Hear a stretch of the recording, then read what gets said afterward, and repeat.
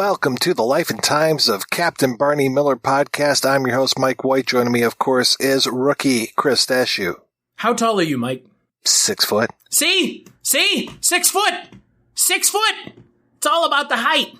The fact that that's how this new character is being introduced, I'm already in love. Like, this guy is just this little diminutive dude who's like, I'm short! And because I'm short, they won't promote me. Like, what the fuck, dude? It's funny, because last time we recorded and we were talking about the mole, I think I said something like, oh yeah, and Levitt, who just wants to be a detective, and I couldn't really remember, and then, yep, I guess that's his character. He just wants to be a detective, folks. When we get to talk about it, we'll talk more about it, but it's funny how it's just like, this dude just wanders in. That's the framing device. It's just a guy wanders into the precinct. Like, okay. He wants sandwiches, you know? Who doesn't? Who doesn't is right. On this episode, we are talking about 3 episodes of Barney Miller.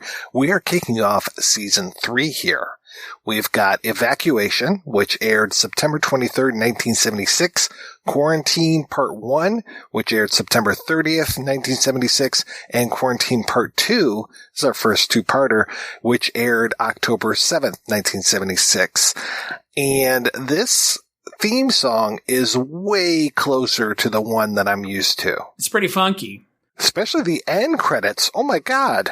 I listened to episode 3's intro, and then I listened to some from season 2 and then season 1. They decided that this was the season where they're like, yeah, let's just throw more instruments in here. Let's build it out. Yeah, and then there's that weird, like, funk thing that they do in the end credits. I'll play out the episode with that so people can hear it, because it is pretty neat. It makes the last end credits from the last 2 seasons, like, why not put in the effort there? Guess maybe they didn't think the show was going to last. I mean, fuck, the show's on for 8 seasons, so joke's on them, I guess. It's so different that we do have to mention it. It's not like just they change the title cards or they change the scenes in the intro, which they've already done in season 1 to 2. But the music is such a drastic change. But is this because you've mentioned it a couple times, is this the theme that you remember? If this isn't it, it is really darn close, but I think this might be it. Because this feels like either the close to final form version or the final form. They will make little changes as they go ahead, though. Interesting. Yeah, I think pretty much every season it's a little bit different. I kind of wish more shows did that now. Yeah, I've been watching, because I gave up on it in the first season. I've been watching Agents of S.H.I.E.L.D. And I liked how they did like different title cards. The one that I thought that did it really well was Fringe, and that they would change out the opener depending on what season it was. And then they would also do those weird little things before the commercial break or after the commercial break where it would have, I can't remember, like a picture and a symbol or something. And so it all spelled out things as you went through it. I was like, oh, that's kind of neat. The show that I'm always reminded of with changing of the intro and theme somewhat is Westworld. And I know you're not a fan, but that show substantially changes things every season. I know that they change credits, the title credits. I think the theme song maybe is a little different, but the title credits are completely different. I like when shows do that. It doesn't need to be static. I'm not asking for a Simpsons couch gag every episode. I would like for you to be like, this show is continuing to grow because it shows that you're invested in the show. Evacuation is very interesting to me because at the beginning they mentioned Dietrich, but that's the only time in these first 3 episodes that they mention Dietrich. He's off doing things. He's doing things. He is back on his home planet. Yeah. Evacuation also introduces a character, what is his name? Officer Callahan, I think it is, who's played by the one and only Kenneth Mars. And I'm like, what the hell, man? You got Kenneth Mars here as a cop? And then I looked him up and I was like, he's only on this one episode. What is happening here? Remember when he was a dentist? In what? Wasn't he a dentist in Dreams for Sale? No, he was the Tooth Fairy in Dreams for Sale. He was the Tooth, yep. It was in the dentist episode. And he's also from Fletch, which is the only thing I really know him from. I mean, I know he's in Young Frankenstein, but I've seen that movie once. Oh, you need to see that one again. And I would highly recommend that you check out the original producers as well. He is just amazing in that. Frankly, kid, I was never a member of the Nazi Party. I'm not responsible. I only followed orders. Who are you? Why do you persecute me? My papers are in order. I love my adopted country. Oh, beautiful, few species, guys, few amber waves of... What do you want? I like him in this. He's really good in this episode, and I don't know why I didn't watch Young Frankenstein again after we talked about that Dreams for Sale episode. But hey, I need to watch it, because of all the Mel Brooks movies I've seen, I mean, I haven't seen Silent Movie. I haven't seen The Producers, but the ones that I've seen, Young Frankenstein is the only one I've ever watched one time. I don't know why. It wasn't because I disliked it, I don't think, but I need to get around to revisiting it. But he is so good in this episode. He's so much fun, and like he adds to that level of paranoia, like unnecessary paranoia in a way. But he's so good and he's so deadpan. This episode I thought was really well written because it's kind of subtle at first, the way that they're doing this. The title of the episode is Evacuation, as I said. And does it start off with like it's raining out, and then they start to talk about like what if there were a hurricane? Yeah, and like a typhoon. And it just kind of starts off very subtly like that. And then we find out that Wojo's reading this gray book of emergency procedures, and it is making him more and more paranoid. And his paranoia seems to be rubbing off on everybody else in the station. Including Kenneth Mars's character, who kind of embraces it whole hog, which is fun. I mean, it would not have made sense for any other character in the precinct to embrace the insanity other than Wojo, given that most of the characters, while they are comedic, they don't really stray into the absurd. Wojo is the one who was doing the karate bit in season 1 or 2, whatever the hell it was. So like his character is already pushing that absurdity comedy level a little bit, but giving him someone else to play off of that's not one of the main characters is interesting, because the main characters, again, they're all kind of stoic and grouchy old bastards. So it would be less believable for one of them to all of a sudden be very worried about what happens if there's a nuclear bomb that goes off and Ron Glass just goes, Detroit, man, that's how far you have to get. I laughed out loud. I was like, I know Mike's enjoying this line. I know Mike is enjoying this. And given that it's coming from Ron Glass, too, of all people, so. Ron Glass, who is really kind of laying it on a little thicker this season. You think? Yeah, baby. I do. He's doing the Shaft power to the people. Look, hey, you know what? It works, but the problem is he wasn't doing it before. If you're going this direction with the character, that's fine, but don't overdo it and turn it into a stereotype. It's your mofo butter laying into the bone, jacking me up. Yeah, I don't need him shucking and jiving, doing my some... Yeah. Booyah! Booyah! Yeah. And, talking about Farrakhan and everything else, like, no, like, that's... He is a smart, affluent, African-American police officer. He's not doing the horseshit stereotype stuff. It's not necessary. He's cool without it. He is cool without it. That afro's fucking cool, man. Come on. Well-kempt afro.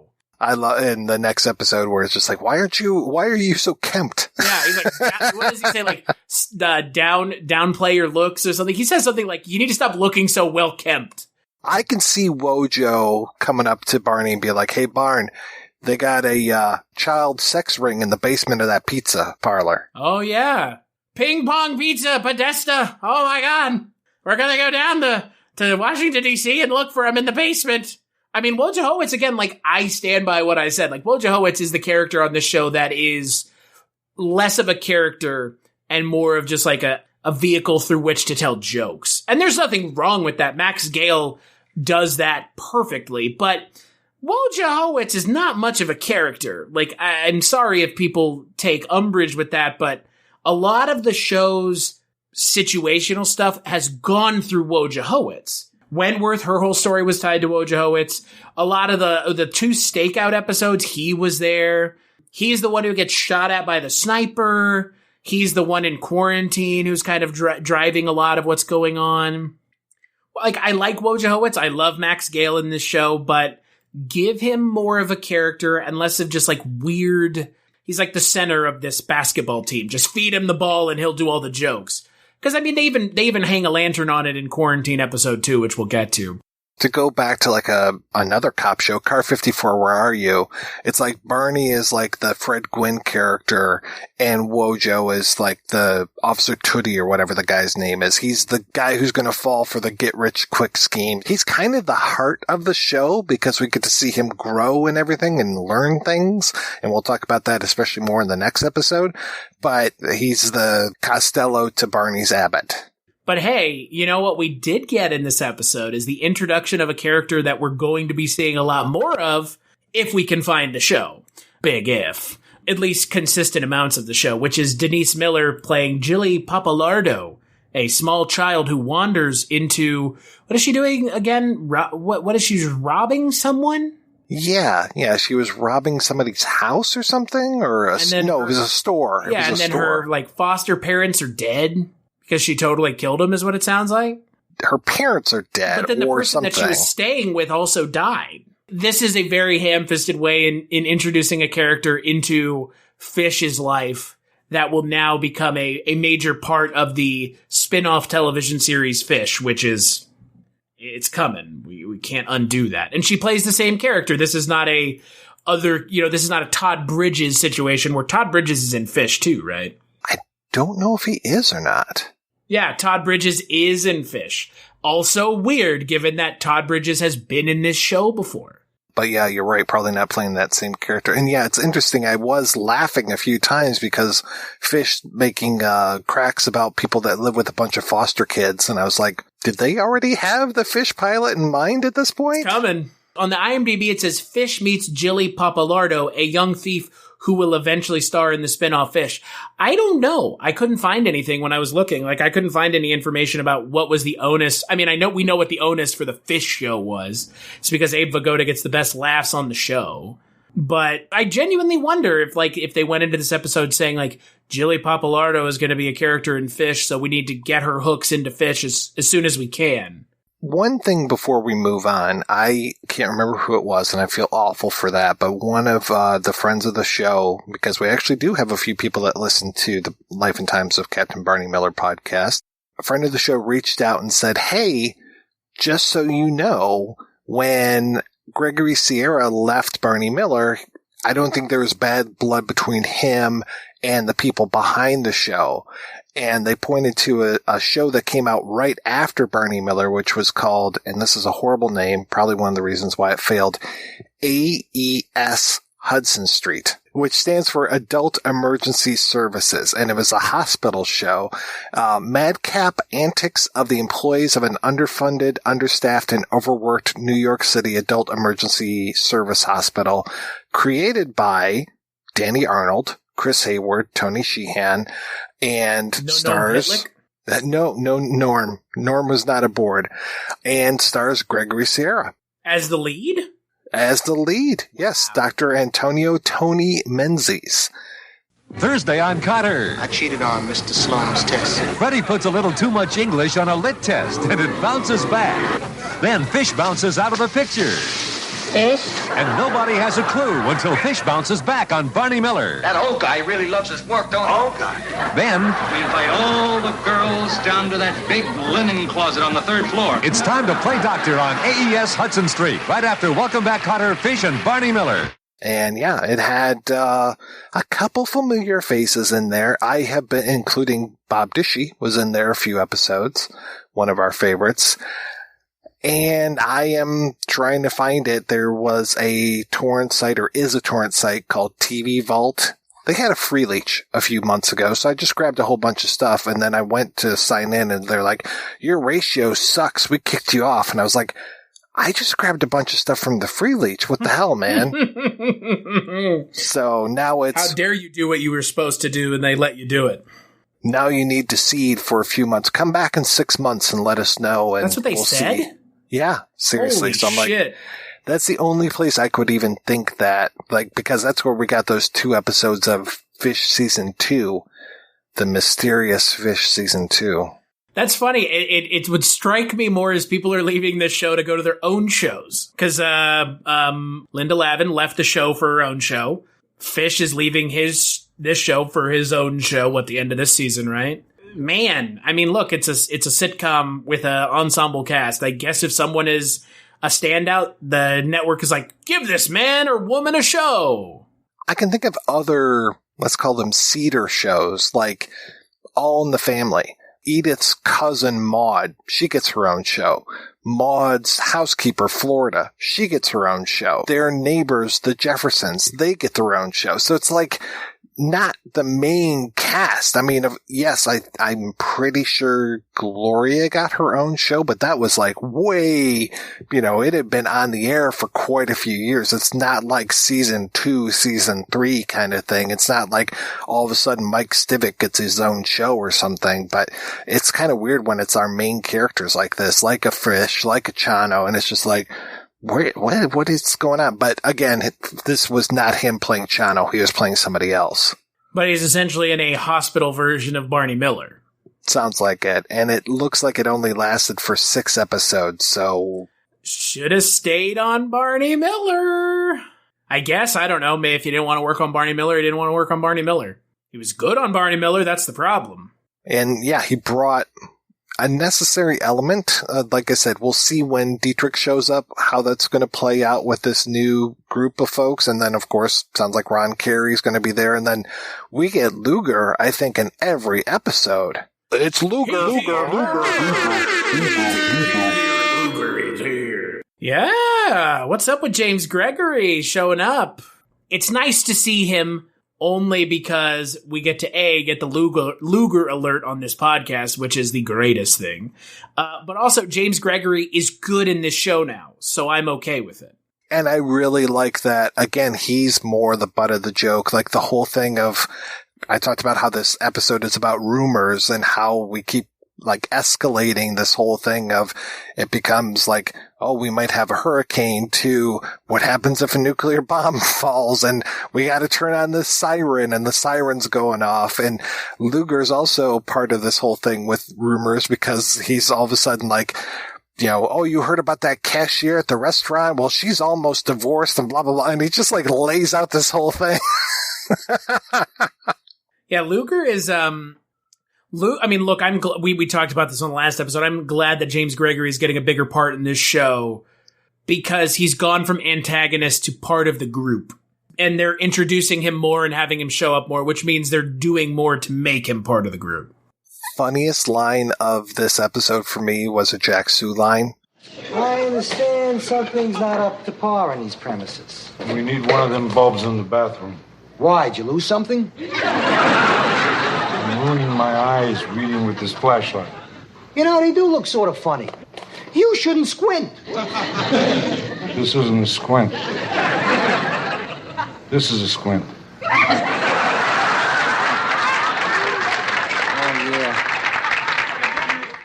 I mean, we know he's going to be passing away in the run of the show, and I'm not looking forward to that moment because he is so fun. He is such a good part of this show that I'm glad that he didn't leave like Gregory Sierra did. And it's nice because, again, these different personalities in the show playing off of one another is the draw here. I'm like trying not to race ahead to the next episode because, again, he gets a really good part in that next episode. Some great lines. The next 2 episodes are really wild, given the title, huh? Yeah. A little close to home, they might say. Yeah, after 13 months, I can really, I look at them being quarantined for one night and I'm like, yeah. Sure. Real hard, huh? It's really tough. Oh, I'm sorry, Harris. Your plans on fucking that lady because you took her to a concert or whatever? Sorry. Yeah. Your weekend was ruined. I haven't celebrated my birthday in like 2 years now. Neither of you. Not anyone after March 13th, last year hasn't, so. My entire 48th year, just like that. When you turn 30, it's supposed to be some grand thing, and it was like, no, you're locked in your house, dickhead. That's the funny thing about this quarantine episode is like, I guarantee you, Mike, if we had been doing this podcast and there had been no pandemic, we would not have given this episode a second thought. We'd be like, this is a funny episode, but whatever. But now it's like, you guys are fucking around for 24 hours? Really? That must be real scary. Yeah. I will say, though, they all looked miserable. I swear to God, what is it with this show putting their actors through the paces? They all looked like they were on a set that was 100 fucking degrees. Just especially when Barney at one point he turns around, he's got all this back sweat, and it's not even like a laugh moment. It's just, oh my God, this guy is sweating to death. And Jack Sue looks miserable. They all look miserable. The only one, of course, like I said, who doesn't look miserable is Harris. Well, and then Harris has a weird sleep talking moment. Yes, that was bizarre. Just going through and reading everyone in the room. Like, oh, Barney, what is he talking about? How compassionate Barney is? Stop being such a pushover, you big bitch, is essentially what he's saying. Like, oh my Lord. And then he's like, oh, Yamana with your fucking coffee. Oh dear God. It was weird because it'd never been mentioned before, which is kind of fun. It was like a good surprise. It's an interesting episode. I mean, I don't think we could talk about one without the other since it's a two-parter, but the entire episode is Wojo brings a guy in who has pox of some kind. And given that it's 75? 76, yeah. They can't get an immediate answer as to is it chicken or small. And so they quarantine in the precinct. The entire building quarantines. Who all is here? Let's see. There's Ray Stewart and Jack DeLeon as the two gay men that we've seen before, Marty and Daryl. There's a prostitute as well. And then, just for added fun, there's James Gregory. It's Luger. Luger is here. And this is, like you said before, this is where we get Ron Carey showing up as Levitt. Randomly. Completely out of the blue. It just shows up. Just literally the dude he pulls a Mike moment from the other season where it's like, hey, this guy Mike, what are you doing, Mike? Nice to see you, Mike. Now it's just like, hey, I'm just here. I've inserted myself into the show. Now you have to deal with me. Yeah, and look, I mean, he doesn't show up in the first part, but he shows up in the second part. And he's a welcome addition. He is a welcome addition to this show. He brings a different kind of comedic timing to the group. But he's not in the next episode. I was wondering if they were shooting these or showing them in order. Speaking of other conversations I've been having, I have a friend who's rewatching all of MASH, and he was watching them in broadcast order, and he's like, hey, they start talking about this clamp that they invented, but then the episode where they invent the clamp isn't for like another 5 episodes. I was like, oh, okay, yeah, it sounds like one of those situations. So I did some research, and I was like, okay, here is the proper order. I know all too well about the proper order of things with The Prisoner, where there's 5 different variations on how you can watch the show. It's like, no thanks, I'm good. I would like 1 or 2 maybe, but not 5 different ways of watching it. I never caught that the episodes of Firefly were out of order. I gotta admit that. Firefly's not good, so it doesn't matter. I'm glad we're in agreement about that. Okay, good. And I didn't like Firefly before Joss Whedon was outed as a piece of garbage. Firefly is one of those shows that I just don't get it. It's good, but not great. And frankly, the only reason I would watch it is because it has some actors I like in it, not the situations or anything else. I liked it. And yeah, I thought it was a pretty solid show, but I didn't cry when it was over. No, and I didn't want a movie. I don't think it, and I think the people who liked the show didn't want that movie after they saw it, so. I actually liked the movie better than the show. I just don't remember the movie doing much that the show didn't do. Like, it killed off some characters. See, I actually saw the movie before I saw the show. And that might have been my introduction to Chiwetel Ejiofor as well. Is he the bad guy in that movie? Yeah. He's the no matter what happens, I'm going to get this job done kind of thing. Sure. I like that type of bounty hunter type character, which I really appreciate. Very Lee Van Cleef from The Good, the Bad, and the Ugly. And who doesn't love Chiwetel? I mean, what was the last time he was in anything? God. Doctor Strange? No, he was in one of the first films of the pandemic, sir. That film Locked Down. Right. The with Doug Liman film. Anne Hathaway. Anna Hathaway, as I was about to call her. Was it good? No, it wasn't. Oh, good. Well, I don't have to watch it. He was also in that Old Guard movie, the one with Charlize Theron, but I barely remember that because it was so memorable. I just remember him as the good guy who becomes a bad guy in Doctor Strange, because he plays Mordo. And look, I would love to see him in this Doctor Strange movies as Carl Mordo, because Mordo is the villain that Doctor Strange deserves. Ron Glass is good in that, which is fun. Ron Glass's character isn't given a very proper send-off, but... You know what I do appreciate about this 2-part episode is it just cuts right to it in the second part. There's not even an intro. It's just like, here's the Barney Miller to the episode. It's like, okay, you need a lot of time to tell the story. And I would say the second part of this is stronger than the first, because I think the second part allows for the characters to breathe a little bit more. I think I might have mentioned a few episodes ago the idea of the elevator episode. This is very much like an elevator episode. Oh yeah, bottle. 100% a bottle episode. You have disparate characters locked in the precinct together. That's pretty cheap. But interestingly, of all the character interactions, the most memorable to me wasn't, surprisingly, Fish flirting heavily with the prostitute, but it was the whole thing of Maury and Mr. Driscoll and then Luger and their interaction between the three of them. That was like the centerpiece for me of this. I agree. And it also, I think, points out that Luger is gay.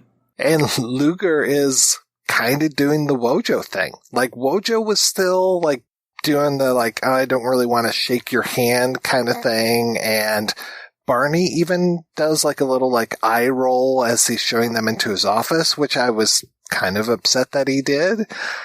But basically they gave the Wojo homophobia to Luger.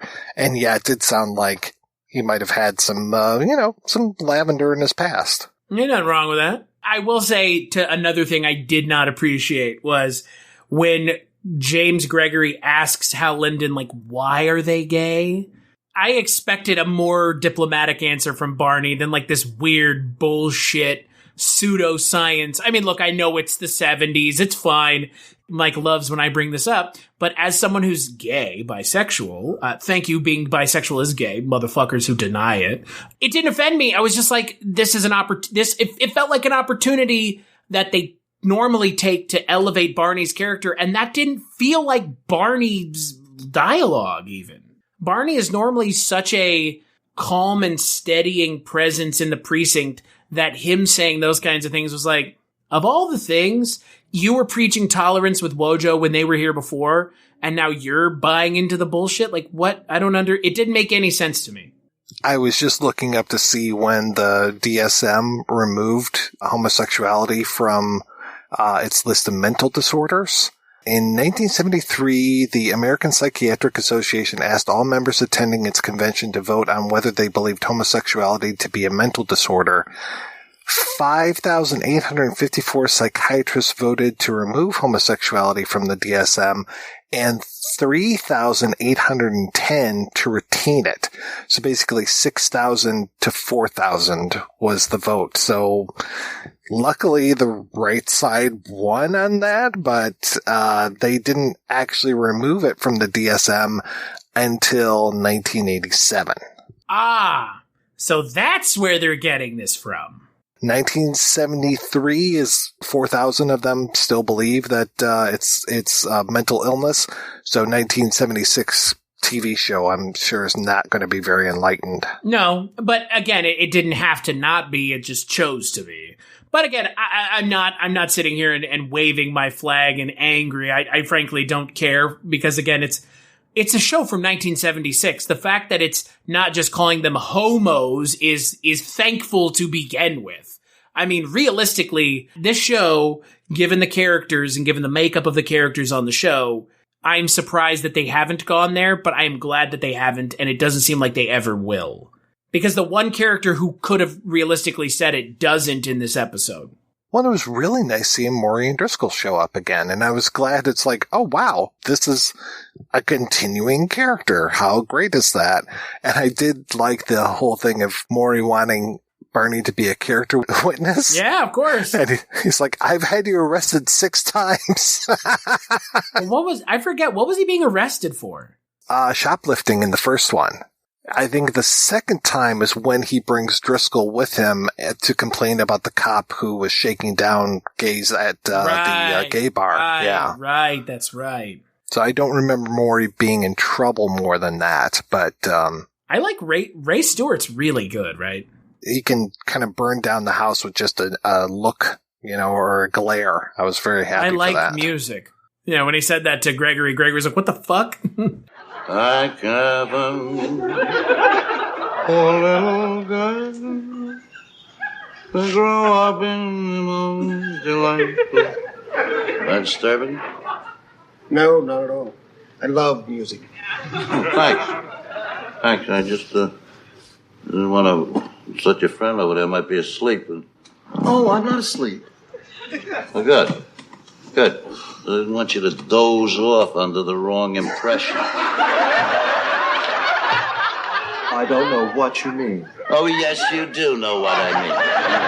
Back there before, when I was talking about the three greatest cops that ever lived, I saw the look you gave me when I said how much I love those guys. But I meant that in a man-to-man way. You understand the expression, man-to-man? Very well. When you have these characters locked in together, it does provide some interesting distractions and some interesting interactions that we, now we're probably never going to see Marty and Driscoll again, given where they're going at the end of this episode, which is to California. We're led to believe. One, I like how they're just like, oh, well, this happened in California and now it's safe for us to go there. I was like, oh, that's cool. Though they have to point out there are a couple of bad areas. But spoilers, Marty does come back. He comes back in 77 and 80 and 82. So he comes back 3 more times, including for a part 3 episode of the show. I'm very curious to hear the rest of Marty's story. Me too, because of all the returning characters, he's been my favorite one. One of the episodes he comes back is the literal final episode. Landmark Part 3 is the final episode of the show. How about Driscoll? Do we know if he comes back? He does come back 2 more times. He comes back in 80, where Marty comes back as well in that episode, and then he comes back for the final episode of the show. Which is kind of weird that there's that big of a gap, given how much they've shown up in the first 3 seasons. This is what? 3rd appearance for Marty, 2nd for Daryl Driscoll? Yeah, I think you're right. But I guess spread over a season and a half-ish. That's still a lot. That's more than anyone else in this show, right? Definitely more than Mike. Well, good old Mike. What's Mike up to? Is he going to return for the final episode? Wouldn't that be awesome? I would laugh so hard. all of the disappearing patrol people. Kenneth Mars comes back. Everybody comes back. Oh, hey, guys, what have you been up to for the last 5 seasons? Nothing. Yeah, there was one guy who showed up in at least 2 episodes before. It was like Officer So-and-so, and like whatever his name was the actor's name. I was like, okay, yeah, he'll be a regular part. Nope. But I will say, for the show's first 2-parter, I enjoyed it. Yeah, I definitely did. And yeah, having the subject matter be a quarantine in the summertime. And again, I don't understand why this show puts its actors through the ringer so hard, but it really does. Like, the water episode looked fucking miserable, and this episode looks fucking miserable. It looks straight up miserable. Like, I don't know if they did have the set heat on or if they were just, dousing up the costumes with fake sweat, but they all looked miserable and it worked. There was a movie, High and Low, the Kurosawa film, and that was supposed to be shot in the dead of summer, and they shot it in winter, and you get to see how good the actors are at acting. Oh, gotcha. Especially when they were outside, and it's just like, oh, okay. I remember, like, the Mifune, I don't think he was mowing the lawn, but he's outside, and I'm just like, oh, okay, he looks very hot right now, but it was freezing. They were freezing their asses off, but they're good actors. And similarly in this show, like, they're good actors. I don't know if they were actually miserable on set, but they looked it. They really looked it. And I think my favorite gag in the entire episode, the 2 episodes, is Jack Sue drinking the coffee and going, oh, that's how good coffee can be. Driscoll takes the pod and all the cups and scrubs them out. and Jack Sue's like, the mugs look different. And he's like, oh yeah, I scrubbed all the mildew and mold off of it. It's like, I thought that was the pattern. The thing with Jack Sue and the coffee, like, it's great, obviously. I don't think either one of us are going to disagree about Jack Sue and the coffee bit, but this is the first episode where I'm like, it's part of this episode that I remember. It's now his identity. It's him in the open. Like, we didn't talk about that. Harris now gets his own title card and Jack Sue gets his own title card. Right. They were sharing before. And there he is with the coffee pot. I'm like, okay. Yeah. That's your thing, man. I guess and I forget who I was talking with this about, but the whole idea of like TV shows, the character finds a catchphrase and they just beat it into the ground. I hope it doesn't become that here. That's as we like to say, it's a slippery slope. I mean, that coffee pot is pretty close to his desk, so he can make it over there for the prop pretty quickly. Just everybody in this show. Abe Vigoda hitting on the prostitutes, great. Just everything about this episode. These are two of the better episodes we've watched in a very long time. It is interesting because, like I said, I could see Luger kind of doing that Wojo role, so I'm curious if he's going to start to pick up on some more of those like dumb Wojo moments, and then the Wojo character will somehow evolve a little bit away from that, start to get maybe a little smarter. Again, the Wojo character is a little stagnant. I mean, the thing with Wentworth is fine, but she's gone now. So, and she's not coming back at all. Yeah, it feels like he needs to have a thing other than being dumb. Or being Polish. Right. That's my last name. His thing is his last name, and that's the joke. The joke is his last name. That's the joke. Or the kung fu that he was doing, or whatever the fuck that was. That thing that exists solely for the that is immortalized. Yeah, the thing that's immortalized in the intro to the show that makes more sense in the intro to the show than it does in the actual episode that it's in. Hey, why are you in that karate gi? Because they said it was going to look funny as a freeze frame for the intro. I do miss that, by the way. I know we were talking about intro credits for shows and stuff, but TV shows doing those freeze frames is so funny. Like it hits that nostalgia just right. Somebody took I think it was Chips. They took like 5 seconds before the freeze frame and they just made a montage of like every episode with those last 5 seconds of the episode, and then they freeze. And I'm just like, this is just brilliant. Absolutely loved it. Wouldn't we both agree that the ultimate send-up of the freeze frame is in the Naked Gun TV series? If you don't know what we're talking about, it's comedy gold. It is the smartest way that they could tell a joke with the most banal of setups. That whole TV series, Police Squad, the TV series, 6 episodes? Oh, yeah, it's like nothing. Well, and you're talking about how you remember things so well when you turn on a show. That was one of those for me because I ate that up when I was a kid. I was just like, yes. And then I rewatched it with a friend of mine a few years ago and I was like, oh, this joke. And I just like started spitting out. It makes it easy too because they basically recycled 90% of Police Squad into the first Naked Gun movie. Except for so the funny thing is they never redid the freeze frame gag. I love the criminal who's like realizes that everybody is frozen, so he like just sneaks out of the frame. As much as we're kind of singing the praises of the freeze frame of the show, the intro to that show is still great, where you have random actors just showing up in the intro and they're not going to be in the actual show just to like do a sight gag. The Shatner one is the one that sticks out to me. Yeah, I can't remember who played Abraham Lincoln, but I think today was his assassination day or something. I saw John Wilkes Booth trending on Twitter earlier, and I thought, finally, we're going to cancel John Wilkes Booth. They're canceling John Wilkes Booth now? Cancel John Wilkes Booth, guys. The fuck? Yet another actor gone astray. Another person canceled by the left-wing media. Well, I am a lefty loon. Yeah, I've heard it. You're a lefty loon, dude. What a Looney Tune you are, bro. But my favorite one was when somebody takes a pot shot at Lincoln and the guy turns around, he's got a gun. Yeah, I know exactly what you're talking about.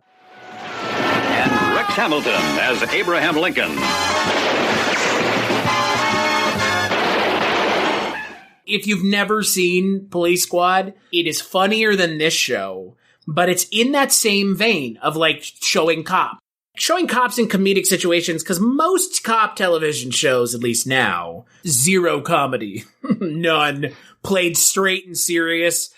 I'm not sure a comedic cop show really works anymore.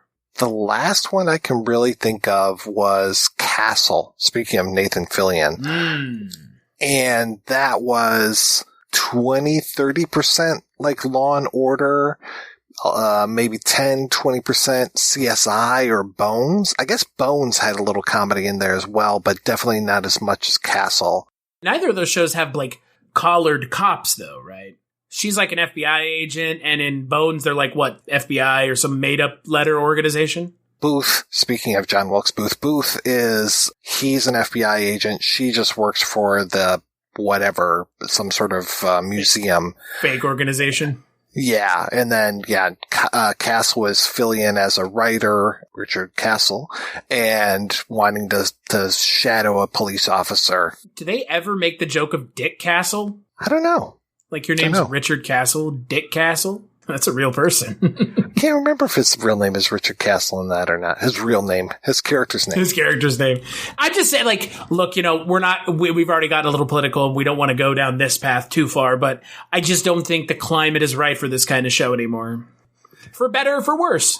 Unless we can get rid of those few bad apples that seem to be in every single police force. Yeah, just a few. Yeah, just a few. The few, the proud, the bad apples. They forget the rest of the phrase is spoiled a bunch. It's just one or two bad people. But the point is that the other ones don't do anything about it. So therefore they are, by the transitive property, also bad. I saw a really good tweet last night. It was like, people are always talking about when cops shoot people. What about the 18 days last year where they didn't shoot people? Yeah, what about that? Let's put a bow on that. But again, like, when we talk about Barney Miller, it's a show that exists in a time where we did have the stuff going on. Let's not pretend like it wasn't going on, because it's been going on this whole time. Right. But public sentiment has changed. And I'm not sure anyone would want to be watching a show like Barney Miller anymore. And that's unfortunate, but you can go watch Barney Miller and get a sense of, and I know you're going to laugh at this, Mike, simpler times. We are forgetting about Brooklyn Nine-Nine, I think it's called, though I want to say that got canceled recently. I think it's still around, but I guess Brooklyn Nine-Nine is the best example. I've never seen it, but I've heard good things. I've seen maybe 3 episodes. I'm not an Andy Samberg guy, so... I'm very much into a lot of the other people that are on that show, but Sandberg is such a major part that, yeah, if you don't like him a lot or love him, yeah, that show wasn't for me. Even with Terry Crews and Andre Braugher on there, I was still just like, You know who they should add to that show to really make it good? Pete Davidson. I think I just threw up in my mouth a little bit. I think I just threw up in my mouth for all of us. God. But I guess, yeah, Brooklyn Nine-Nine is a good example. But again, it's like few and far between. I mean, think of how many cop shows there are that aren't that. It's more serious Law and Order SVU, CSI. The list is longer than it is short for the shows that are taking the cop thing and the law enforcement thing seriously. It is interesting, though, to think about how law enforcement has been portrayed in TV for so long. I'm trying to think of what came before Andy Griffith, but That's right, because he was a sheriff, right? Yeah, but I'm sure there were other shows, probably other even comedy shows about cops. Well, I mentioned Car 54, Where Are You? But I'm trying to think of some others, like Keystone even before Cops? That. Keystone Cops. Well, Keystone Cops, they were kind of the butt of the joke. But that was still a humorous portrayal of law enforcement. That's very true. Yeah, and I know for sure that there were other silent films that were like that. But I'm trying to think of like television, radio. But yeah, no, it's right. It has gone all the way back. We've always had these comedic portrayals of police officers. And now it's like, it's neither here nor there, frankly. We still have this show. You can still watch however many episodes of this show exist. I mean, it's not like you're hard up for content for funny cop stuff, because one of my favorite movies of all time is Naked Gun, and it's about a funny cop. It's not played for laughs. I mean, there are jokes in that movie about him murdering people and like, I found the evidence in the Kilner case. He was innocent. Frank, we killed that man 5 years ago. Oh, and he just like throws it away. Like that joke, it's hilarious, but at the same time, like. Well, there's that running gag in the show in Police Squad where every time he talks about like, I don't know, some women went missing or something, women went missing from a laundromat, and you see him driving and he's got laundry baskets in the back seat. And it's like, oh, okay, what are you trying to tell us here, show? So it's pretty like he may be a serial killer. That makes sense why Frank Drebin is such a bumbling idiot. It's because it turns out he's actually a serial killer the entire time. Well, Dexter? I didn't laugh a whole lot at Dexter. It was more that kind of dark humor. Yeah. There's one called Prodigal Son right now with Michael Sheen that's kind of funny, and Murdoch Mysteries is kind of funny, but that's all like set at the turn of last century. Is Prodigal Son the one where it's like his dad was a serial killer? Yes. I've seen episodes of that randomly at the, I don't know, places I used to go that had TVs on. I don't know what that's like anymore. To go someplace with television. To sit. Tell me the last time you went somewhere and watched a television. Oh, I can't even. Yeah. Yeah. Think about that shit. How we used to like sit at dinner, and if you were at like a bar, you would maybe catch the game while you were eating. Boy. Restaurants. Oh, that too. That too. But yeah, quarantine. What a quarantine, right? Luger coming in with holding the sign. What are you guys doing with these signs to being some sort of jokers around here? And it's like, okay, thanks. Welcome in, Mr. Dum Dum. Yeah, exactly. This was really fun, though. I really liked these 2 episodes. Evacuation's okay, but Quarantine 1 and 2 are pretty good. Yeah, I'm very curious to see where we go after that with this season. I'm excited. I'm excited to dive into season 3. Me too. And hey, we get Landsberg in the next episode, so fucking A. There you go. And Levitt comes back eventually, I guess. I'm excited to see Landsberg show up though, because I really liked him on the show before. So adding him into the whole cast should be interesting. I liked him both as the corrupt priest and as the detective. Yeah. And the other thing, the final thing I want to mention, because you mentioned the bottle episode, I think I like these episodes so much because we finally get to get everybody in one place at one time for an extended period of time. Though they still manage to focus on certain areas, like the conversation here, the conversation there. So it was kind of nice. But yeah, you're right, because it's usually like Fish isn't here because he's in the can or he's out grabbing a collar. There was one part, and I can't remember if it was in Evacuation. I think it was in Evacuation where they go to arrest Jilly, the foster daughter. Right.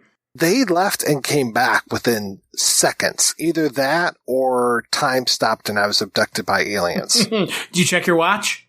I didn't check my watch. I don't wear a watch. That's fair. I have a watch, but you wouldn't be able to tell. You have to wear, that's why you wear a watch, man. So if you're ever abducted by aliens, when this shit stops, or you put it behind someone's car tire. Oh, there you go. Down at the Mrs. Mulray.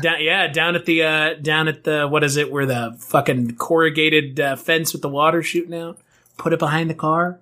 You know how big of an idiot I am? I have no idea what that was in reference to in the movie. I don't know why he did that. That was to see what time they left. Okay, I'm an idiot. That movie was so dense, man. Like, yikes. Could also say because he holds up the 2 stopwatches or pocket watches, so it's very much like the damaged one, the not damaged one. Evelyn Mulray's damaged eye versus her not damaged eye. The damaged eye that she gets shot in at the end of the film. Spoilers. Boy. You know, then you can also look at the broken glasses that are inside of the pond. There's all of this whole idea of like 2 things and one is damaged. It's very smart. Almost like it's one of the best scripts ever written. Robert Downey's a smart motherfucker. Until he wrote the 2 Jakes. Hey, can't win them all. At some point, he became Tom Cruise's property. So, like, everything that Tom Cruise worked on starting at some point, he would come in and do uncredited rewrites on all of it. Yeah, and he did the first 2 Mission Impossibles, right? I want to thank everybody for listening. I want to thank John Walker for our theme song. And, Chris, I want to thank you. Thank you so much for being here. Look, I love doing this. I love talking to people about things like this. I mean, this show is, I've never seen it. It's a fun show. You should watch it. Maybe not watch every episode because, again, it's not really a story-driven show, so you don't have to. But look, I didn't know what to expect going into this, and we're in the 3rd season of the show, which is kind of nuts. But I've been enjoying it. This has been a good ride. It's been a fun show so far, and season 3 is off to a banger of a start. And Chris, what are you up to over at the Culture Cast? We're talking about movies that I have never seen this month. You've never seen? I've never seen. Lots of really well-known movies, though. We were kind of talking about Chinatown, Do the Right Thing, Citizen Kane. You and I are going to be talking about Citizen Kane later in the month.